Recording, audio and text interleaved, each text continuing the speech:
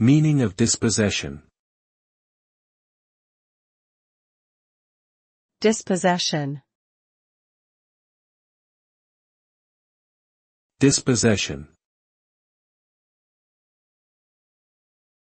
Dispossession. Dispossession. Dispossession refers to the act of being deprived of something, typically property or assets. The result of dispossession is a loss of control over that which was taken away. It can lead to feelings of helplessness, anger, and frustration. In social and political contexts, dispossession can refer to the forced removal of individuals or communities from their homes or land, often as a result of colonization, war, or other forms of violence.